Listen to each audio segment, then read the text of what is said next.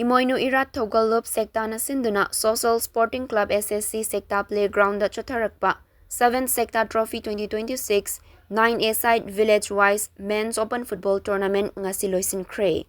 Aroiba numita Pukhao FC amadi NGL Sekta sanaki. Loisinbagi thoramda lamlai kendragi MLA KH Ibomcha SSC Sekta gi President L London Maitei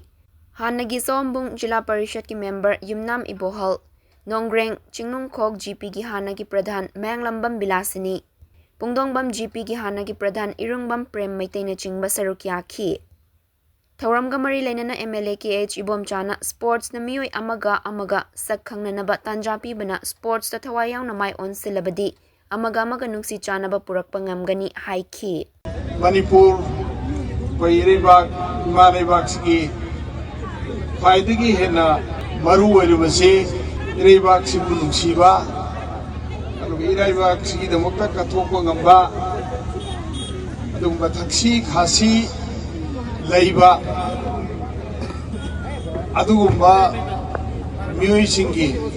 Yamna darkar laiba Mikup pungja aduni Aduna Akwai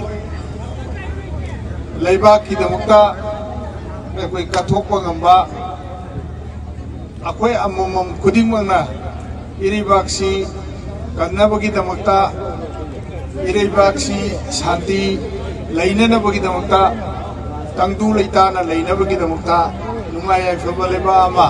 Saukhat pa laiba ama Wainabagi damakta Akwai amomom kudingmangna Kari daita lay Haiba khangba Yamna mathau tai Adugumba wakhalon duga loirina Akoina koi isa na lawgadaba daita sing adu lawragadi Akoina paamiba Akoina uheningiba Manipur adu uhenba soidana ngamgadoribani